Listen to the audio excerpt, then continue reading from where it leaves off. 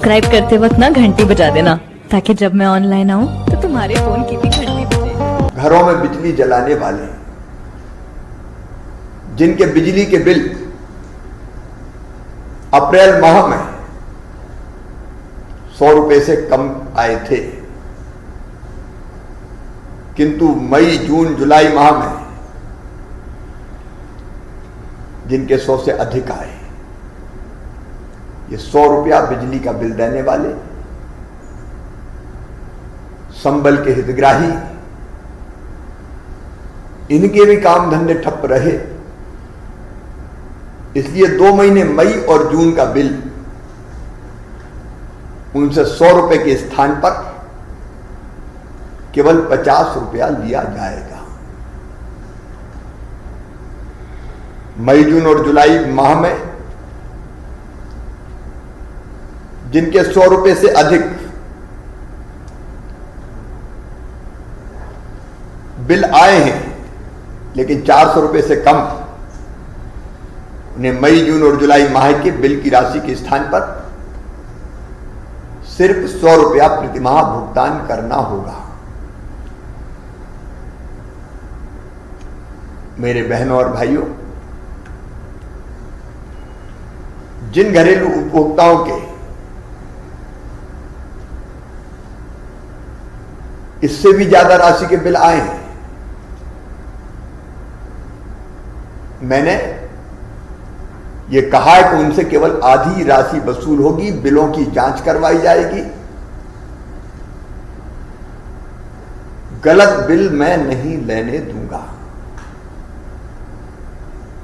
मैंने स्वयं सस्ती बिजली की योजना प्रारंभ की थी कि उपभोक्ताओं पर अतिरिक्त बोझ ना पड़े, इसके लिए हर संभव कदम उठाए जाएंगे। जो उपभोक्ता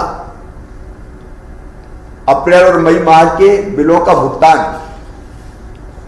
नियत तिथि तक करेंगे, उन्हें 1% अतिरिक्त प्रोत्साहन राशि भी दी जाएगी।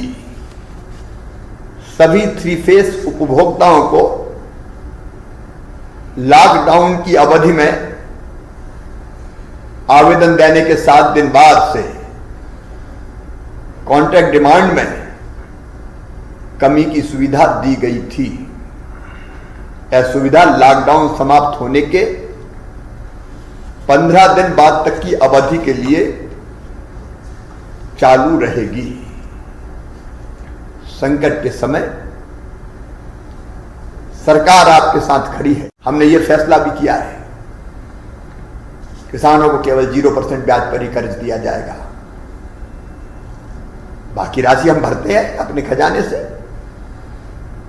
पिछली सरकार ने इसे बंद कर दिया था। आज 31 मई है। कई किसान चिंतित थे कि अभी खाते में गेहूं की खरीदने के बाद पैसा नहीं आया,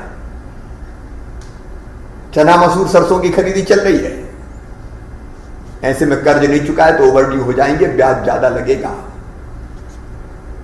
अब वो ऋण चुकाने की तारीख भी बढ़ाकर 30 जून कर रहे हैं, ताकि आपको 0% ब्याज का लाभ लगातार मिलता रहे। और जिन किसानों का सहकारी बैंकों का लोन था, आधी राशि गेहूं की खरीद के बाद काटने की व्यवस्था थी, उसमें भी यह फैसला पहले ही कर लिया कि तत्काल उनको 0% ब्याज पर आधी राशि फिर वापस मिल जाए, तो नगद की कमी उसको ना हो। ब्याज तो अब हम चुकाएंगे, आप चिंता क्यों करते हैं, किसान को कोई दिक्कत ना हो, इसकी हर संभव कोशिश हमने की है।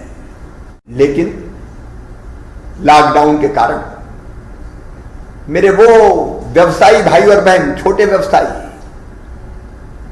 गुमटी में, हाथ ठेले में, फुटपाथ पर रखकर सामान बेचने वाले, इनके काम धंधे कई दिनों से ठप पड़े हैं। माननीय प्रधानमंत्री जी के आशीर्वाद से एक अभियान प्रारंभ करने वाले हैं जल्दी हम रजिस्ट्रेशन शुरू करने वाले हैं ऐसे बहनों और भाइयों का।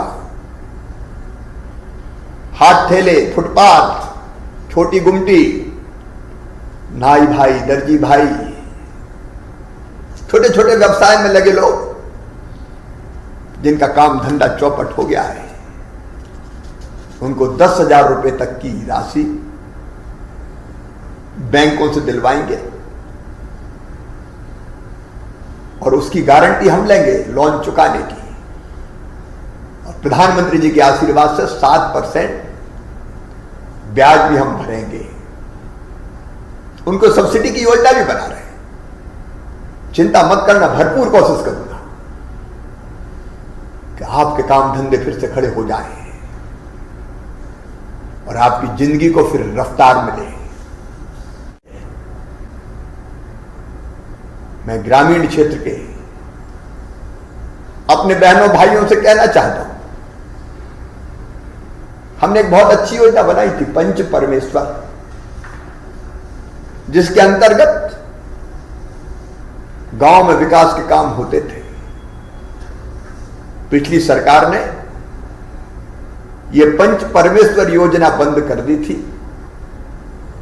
गांव के पंचायतों के विकास को ग्रहण लग गया था।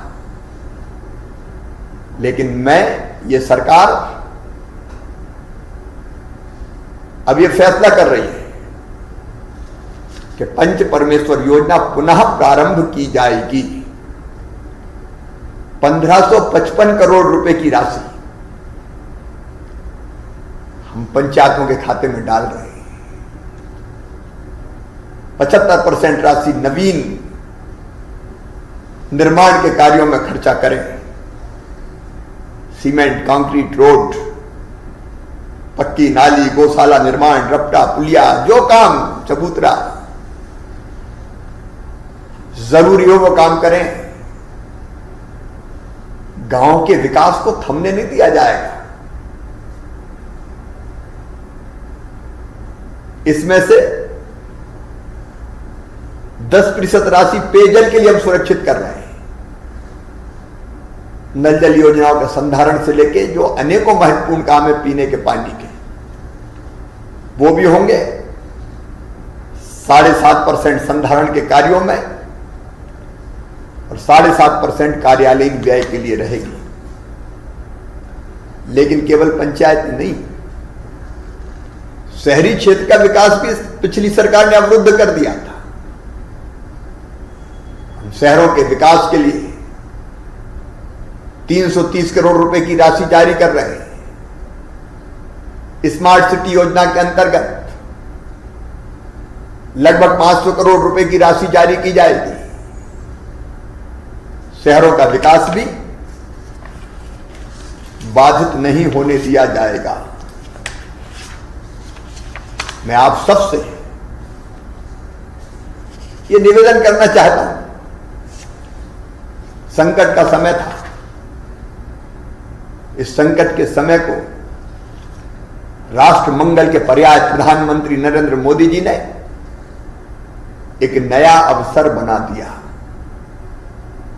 उन्होंने हमें एक मंत्र दिया, आत्मनिर्भर भारत का मंत्र। आज ही उन्होंने कहा, हमारे गांव, कस्बे, शहर अगर आत्मनिर्भर होते तो मजदूरों को क्यों बाहर जाना पड़ता। 20 लाख करोड़ का पैकेज उन्होंने आत्मनिर्भर भारत के लिए दिया। आत्मनिर्भर भारत के लिए आत्मनिर्भर मध्य प्रदेश, उसकी योजना हमने तैयार कर दी है। जल्दी उसका ड्राफ्ट लेके आपके सामने आऊंगा और मध्य प्रदेश के विकास का एक नया अध्याय प्रारंभ करेंगे। स्थानीय तौर पर चीजें बने, हमारी जरूरतें हमारे गांव में, आसपास के गांव में पूरी हो जाए, इसका प्रयास किया जाएगा। और मैं आप सबसे अपील करता हूं,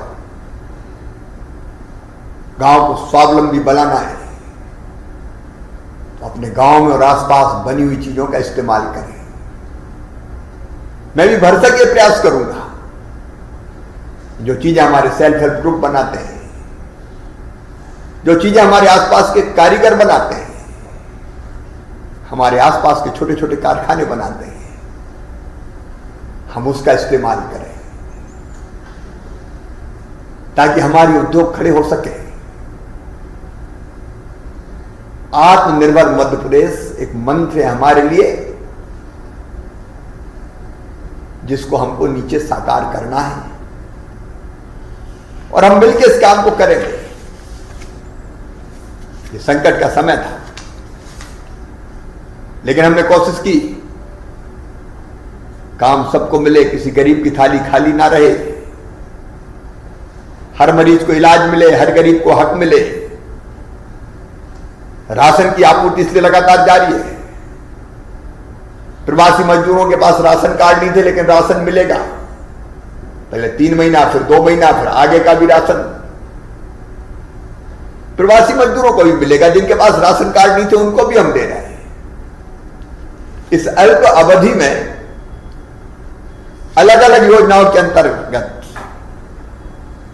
3,36,00,000 से अधिक राज्य के निवासियों को 22,400 करोड़ रुपए से भी अधिक की सहायता प्रदान की गई है।